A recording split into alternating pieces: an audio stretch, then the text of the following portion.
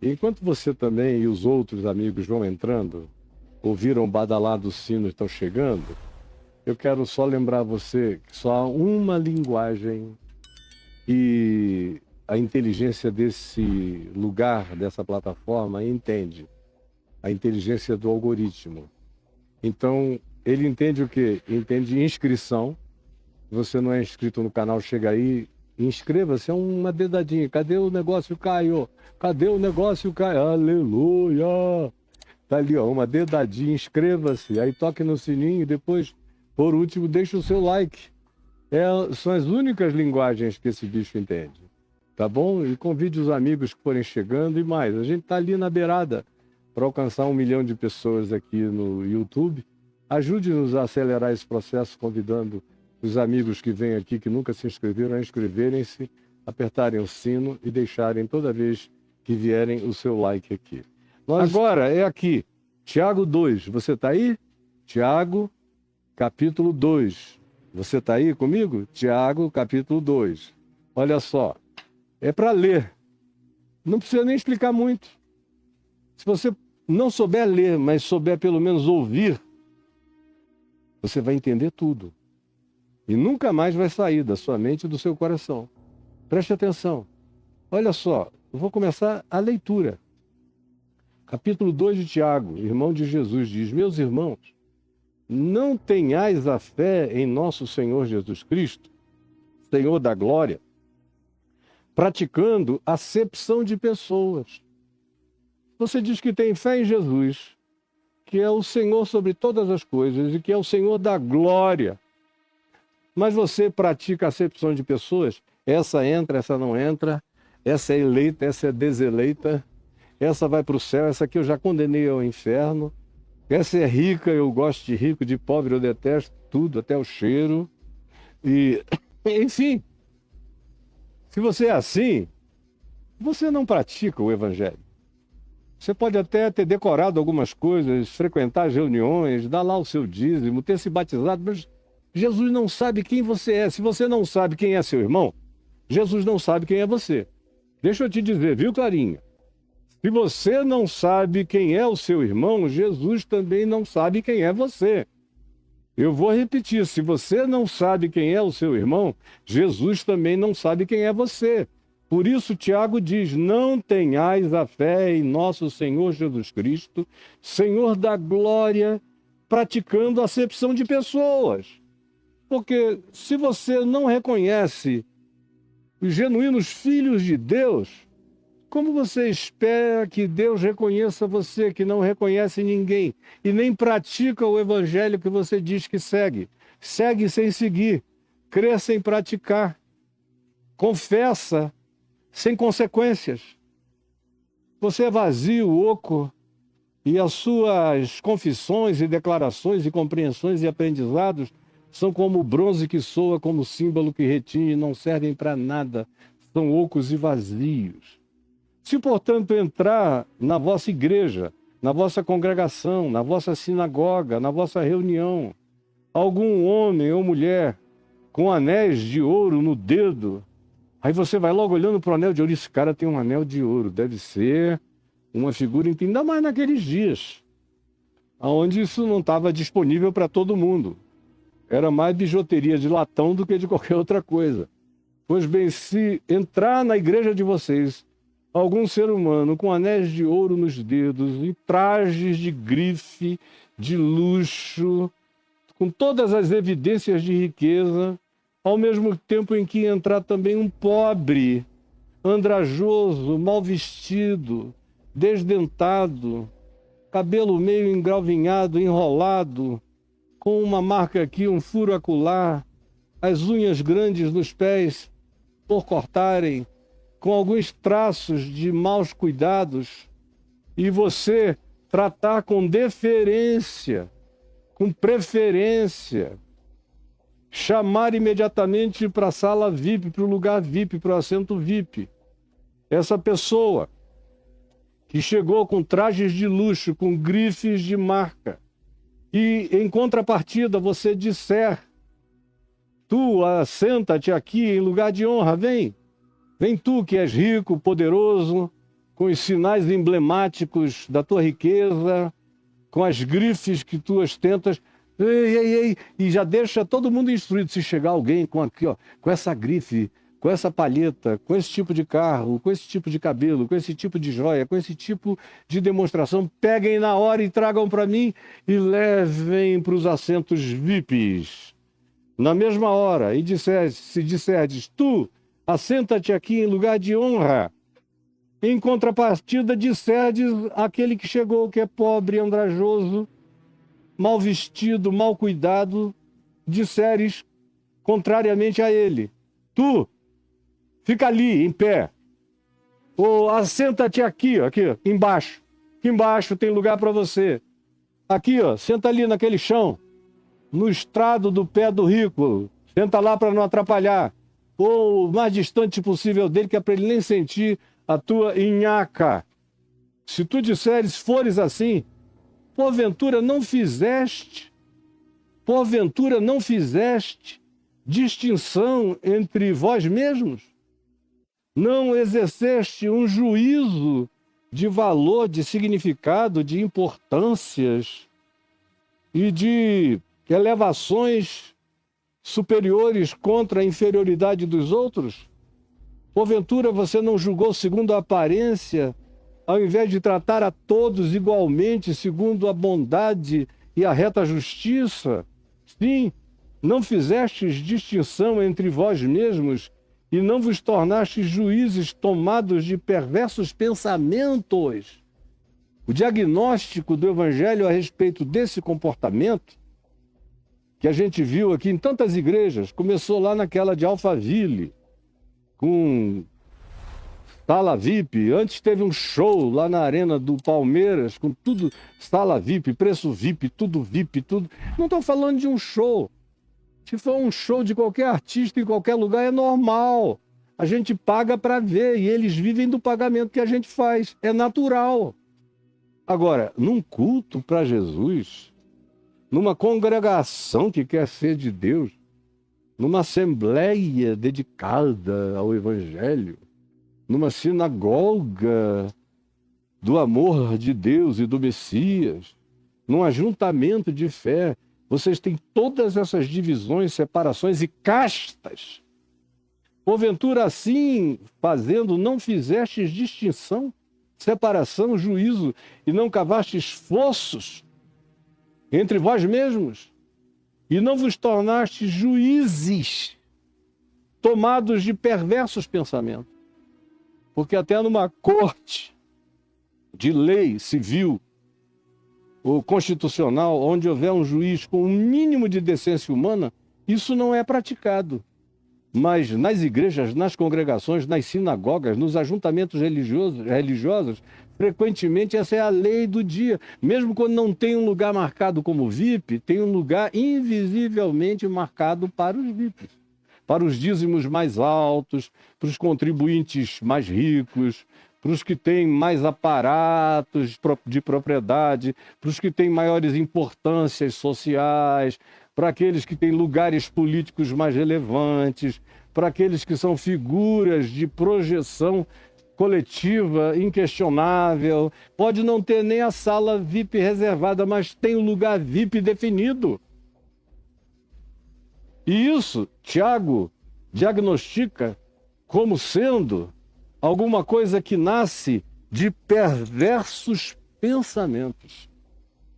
Essa categoria, esse critério, é chamado de perverso pensamento. É quem tem um pensamento já perversificado pela distinção entre pessoa e pessoa. São os que fazem acepção de pessoas que Deus não faz, e eles fazem. São verdadeiros Lúcifers, se colocam acima de Deus e eles fazem, eles exercem. Eles querem dinheiro, fama e poder bem pertinho deles porque eles querem surfar nessas grandezas. É tudo que eles querem. Vê se eles procuram gente pobre, lascada, errada, abandonada, desdentada, desgrenhada, sem teto, sem chão, debaixo da ponte. Vê se eles querem chegar perto disso. Eles querem você. São Paulo é dos jardins, é de Alphaville, é de riqueza, é de carrões, é de muita grana, é de muita ostentação. Eles querem gente assim. Eles querem uma igreja dos poderosos. E Tiago vem e diz, isso é nojo.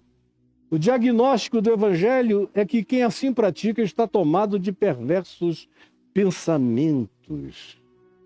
Ouvi, meus irmãos, ouçam, é um mandamento, é um imperativo. Ouvir é um imperativo. Meus irmãos, não escolheu Deus os que para o mundo são pobres, porque Ele mesmo, sendo rico, se fez pobre por amor de nós, para que pela sua pobreza nos tornássemos ricos de graça, de luz, de entendimento, de compreensão, de amor, de sabedoria, de percepção, de humanidade, de riqueza divina crescendo em nós. Esse é o conteúdo das riquezas vinculadas, anunciadas e propostas pelo Evangelho. Não é ouro, nem prata, nem pedra preciosa. É do tipo daquela que Pedro disse em Atos 3 ao homem paralítico, que pediu esmola. Eu não tenho nem prata, nem ouro, mas o que eu tenho, isso eu te dou. Em nome de Jesus Cristo, levanta-te e anda. E o homem de um salto pôs-se em pé. Essa é a riqueza, esse é o poder, essa é a graça. É o desassombro de não ter medo de nada, de diabo nenhum, de demônio nenhum, de mal nenhum, de treva nenhuma, de bandido nenhum, de maligno político nenhum, de ideologia que prometa perversidade nenhuma. O Evangelho enche você do amor de Deus, e quanto mais cheio do amor de Deus você fique, mais o Evangelho lança fora todo medo. Onde o amor de Deus toma conta da gente, nenhum medo tem lugar. Só há medo onde não há a convicção da plenitude, da certeza e da fidelidade do amor de Deus. Mas onde a certeza e a fidelidade desse amor estão presentes, como sendo inamovíveis em relação a nós, pela garantia que Ele deu de que se nós formos infiéis, Ele todavia permanece fiel, porque Ele não pode negar-se a si mesmo. Quando essa convicção está plantada aqui, todo medo vai embora. Você encara tudo, você entra no inferno. Você se torna, como eu tenho dito minha vida inteira, um assombrador de assombrações. Viu, Clarinha? Quando você está cheio do amor de Deus, da certeza de que Ele não muda. Mesmo que eu seja infiel, Ele permanece fiel porque não pode negar-se a si mesmo. Eu sei que o amor dele é inarredável, que Ele jurou em meu favor e não se arrependerá. Quando esse amor e essa consciência toma conta de mim e cresce em mim, expulsa todo medo. Não fica medo de nada, nem de ninguém, nem de poder espiritual, nem de todo ajuntamento do mal, nem de toda a malignidade proposta. Não é papo, é fato, é realidade. Você fica tomado pelo capacete da salvação, pela couraça da justiça, calça os pés com a preparação do evangelho da paz, empunha o escudo da fé e brande a espada do Espírito, que é a palavra de Deus, enquanto você está protegido pela verdade no íntimo e se torna indestrutível e inabalável pela convicção do cuidado, do amor de Deus que lança fora todo medo. E aí Tiago prossegue, ouvi, meus irmãos amados, não escolheu Deus os que para o mundo, é conceito do mundo. Sala VIP é conceito do mundo, de carnalidade, de perversidade, de perversos pensamentos. Não escolheu Deus os que para o mundo são pobres. Ele escolheu. Começou numa manjedoura. Cresceu na simplicidade. Foi um adulto que dizia, não tenho onde reclinar a cabeça. E o caminho dele era na direção dos que também não tinham, dos que também sofriam, dos atormentados, dos infelicitados, dos angustiados, dos desprezados, da Galileia desprezada, porque era de um aglomerado cultural e étnico, que o pseudo-culto ao DNA jerusalêmico dos religiosos do templo odiava e abominava. O templo é que era uma sala VIP. É por isso que Jesus conta aquela história do publicano e do fariseu. Foram ao templo orar. E o fariseu está lhe dizendo, ó Deus, muito obrigado, porque eu não sou como esse homem aqui do meu lado, um adúltero, miserável, pecador, iníquo. Não, eu estou aqui, jejuo 2 vezes por semana, dou o meu dízimo, estou presente aqui, vestido apropriadamente para o teu louvor. Graças a Deus eu não sou como esse. enquanto o outro só batia no peito, sem nem erguer a cabeça aos céus, e só dizia: ó Deus, tem misericórdia de mim, porque eu sou um pecador.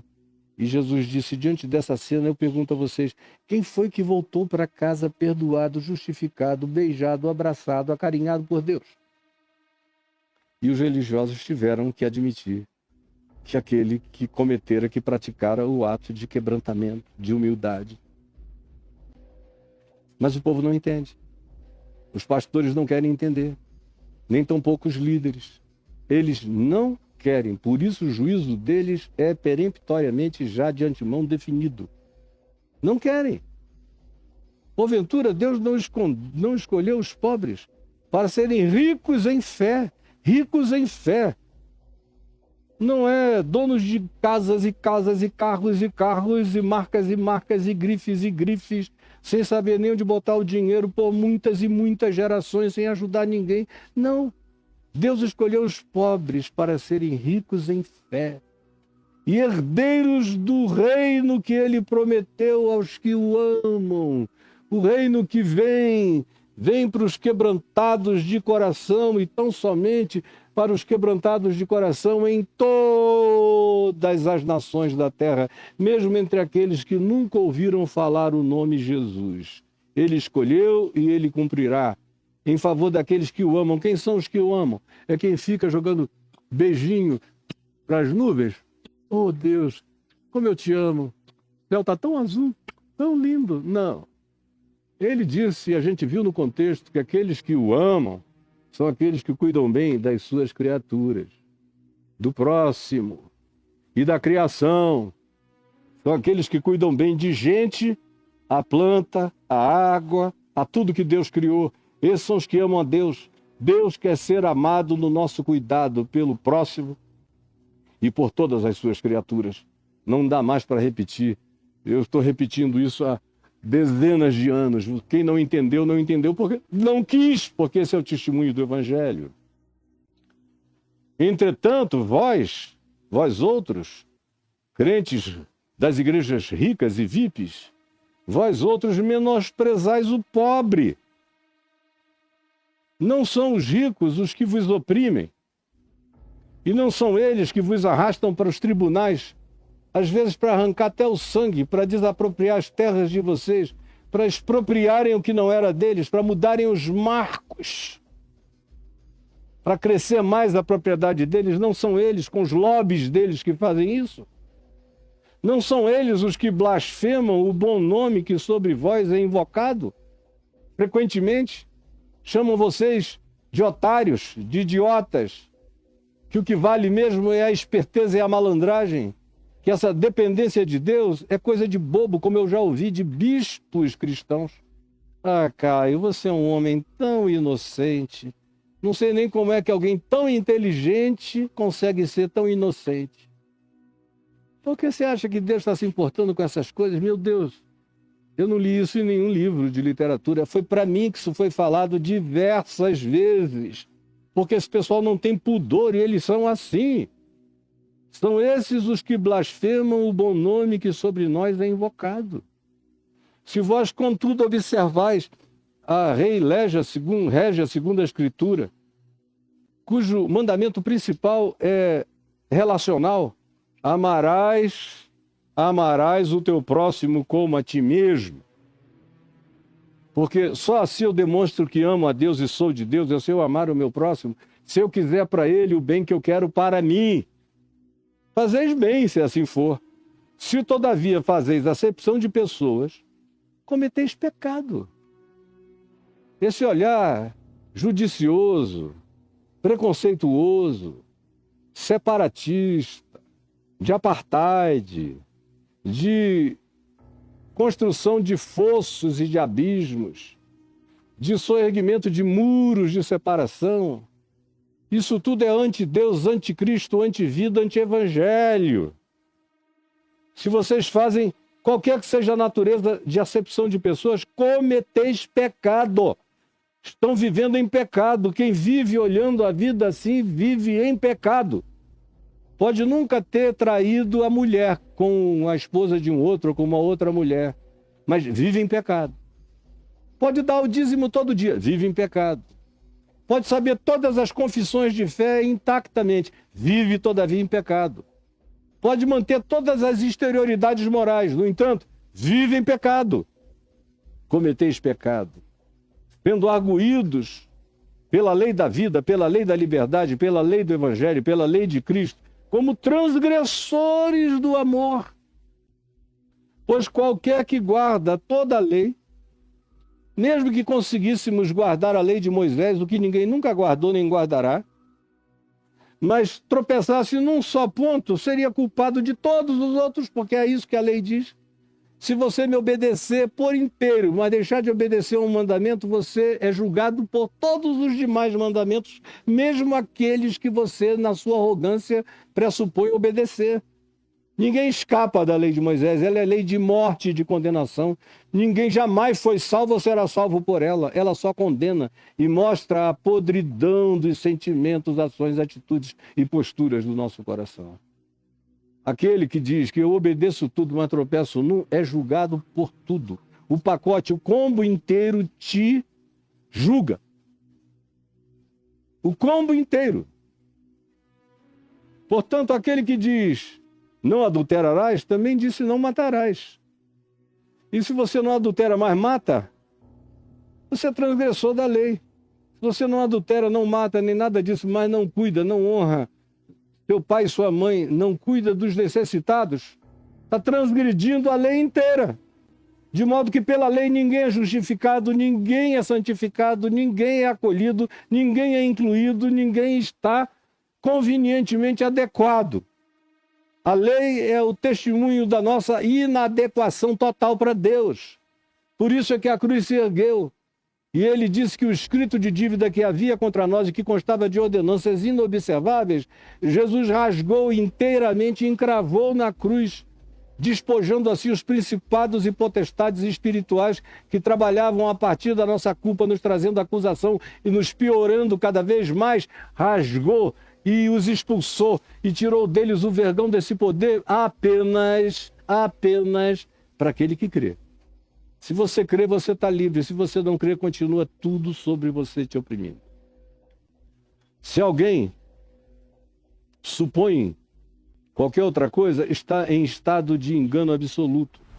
Portanto, o verso 12 de Tiago 2 diz: falai de tal maneira. Lembra que ele aludiu à língua? Ele ainda vai falar mais da língua, mas a língua é uma coisa importante em Tiago. E a língua no falar é importante, é porque a pressuposição que vem antes da língua é o pensar. Eu penso, logo falo, quando falo. Ele diz: cuidado com a construção, com os aninhamentos que se acumulam na sua mente para abrirem ovos de pensamento de serpente. Cuidado, porque o que a mente pensa, a língua acaba falando. Falai de tal maneira e de tal maneira procedei. É falar edificativamente e proceder do mesmo modo edificadoramente, como aqueles que hão de ser julgados pela lei da liberdade. Lei da liberdade é aquela que Jesus disse, que excede a lei dos escribas, dos fariseus, de Moisés, da Torá, de Talmud, de qualquer coisa. Talmud ainda nem havia, só o babilônio, ele foi ser desenvolvido depois, já no início do 2º século. Nenhuma lei vai te dar respaldo. Falai de tal maneira e de tal maneira procedei, como aqueles que hão de ser julgados, não por qualquer leizinha, por qualquer código humano, mas pela lei do Evangelho. Lei do amor de Cristo. Lei praticada por Jesus, acolhendo pobres, cegos, infelizes, leprosos, prostitutas, publicanos, desprezados, marginalizados, a lei da inclusão, a lei do amor, a lei da misericórdia. Portanto, Tiago diz: falai de tal maneira e de tal maneira procedei, como aqueles que hão de ser julgados pela lei da liberdade, que é a lei do amor. Ama e esquece o resto, porque o amor cumpre toda a lei. Aquele que ama não mente. Aquele que ama não trai. Aquele que ama honra pai e mãe. Aquele que ama descansa. Aquele que ama não tem outros deuses diante dele. Aquele que ama a Deus no próximo. Aquele que ama não diz falsos testemunhos. Aquele que ama não fica cobiçando, desejando as coisas do outro, da mulher aos bens dele. Não. O amor limpa a gente disso tudo. O amor faz você alegre com a felicidade dos outros. O amor faz você se regozijar com o regozijo do próximo. O amor faz você aplaudir todo o sucesso bem-aventurado que visite a vida do seu irmão, da sua irmã, do seu próximo, ou de qualquer pessoa. O amor torce pelo bem, o amor não se alegra com injustiça, ele se regozija com a verdade. Esse é o amor. Que a lei da liberdade é a lei do amor, de acordo com Paulo em Gálatas, no capítulo 5, que diz: se você amar, a lei inteira é cumprida nos atos naturais do seu proceder. Porque o juízo, quando vem, o escrutínio mesmo, é sem misericórdia para com aquele que não usou de misericórdia. O juízo é sem misericórdia para com aquele que não usou de misericórdia para com o seu próximo. Por isso é que Jesus diz no Sermão do Monte: bem-aventurados os misericordiosos, ou seja, os que usam de misericórdia para com a vida e o próximo. Por quê? Porque eles alcançarão misericórdia de volta. Porque a misericórdia concedida volta transbordante, sacudida, pilada, aumentada em seu favor, por uma razão simples: a misericórdia triunfa sobre o juízo. Aquele que pratica misericórdia está livre de todo juízo, porque a misericórdia, por fim, volta-se sobre ele e o alcançará.